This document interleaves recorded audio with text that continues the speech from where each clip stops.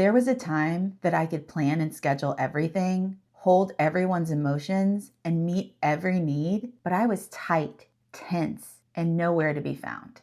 And what's really wild is that I didn't even know I was disappearing from myself. It didn't look like abandonment. It looked like being capable. And that's what we were taught. That being good means being low maintenance, that love means being helpful, that strength means staying composed, even when it hurts. But here's what I've learned. When you spend your life managing everything and everyone, you start to vanish in the process. So in this video, we're going to name what self-abandonment really looks like, why you might still be doing it, and how to finally start recognizing it in real time. Let's talk about it. Self-abandonment isn't chaos. It's composure. It's the moment that something rises in your chest and you swallow it back down. It's when your body says no, but you say yes anyway. It's offering to help before anyone asks, because being helpful feels safer than having needs. You don't always recognize this as self-abandonment because sometimes it sounds like it's not that big a deal. I'll figure it out. I can manage it. I always do. And maybe you can handle it, but that's not the question. The real question is, what does it cost you?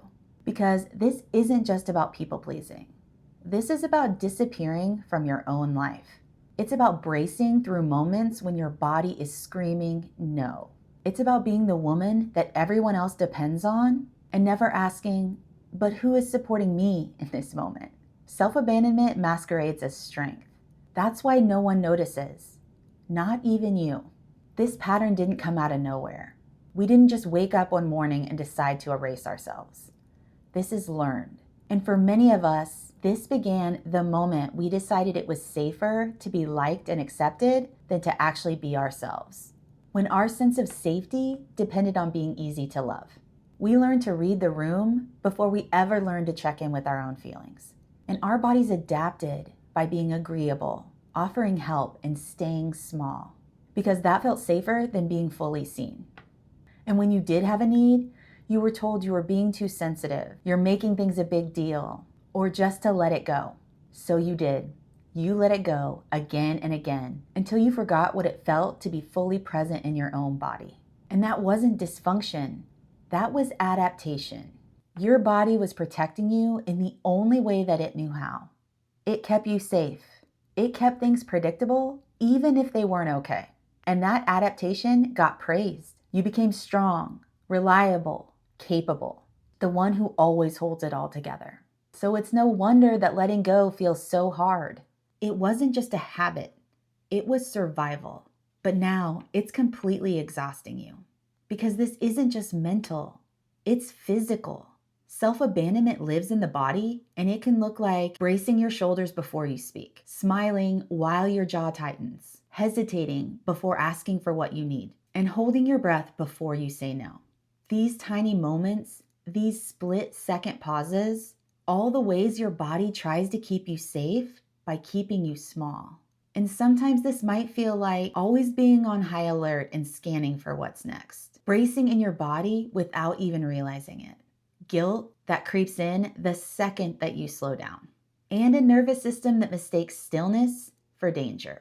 It's not that you don't want to choose yourself. It's that your body still hasn't learned that it's safe to. So if you've been praised for being strong while quietly disappearing from yourself, this is your moment to pause. Not to fix, not to optimize, not to push through. Just to recognize this pattern has a name and it makes sense. And noticing this pattern is where change actually begins. Because we cannot heal what we do not notice, and we are starting to notice right now. If you want to start recognizing these moments of self-abandonment in real time, download my free body signal decoder. It'll help you recognize the exact moment your body overrides its own needs, so you can pause, even briefly, before disappearing again. I'll link it in the description below. And remember, these patterns weren't chosen. They were downloaded early, often before we ever had any language to describe them. The most powerful thing you can do is bring kindness and curiosity and not judgment or criticism. Your relationship with yourself is the doorway, and the more trust and safety you build inside, the more that everything around you begins to shift. You've spent a lifetime abandoning yourself for safety, and now safety starts with you choosing yourself. Take care, everybody. I will catch you on the next one.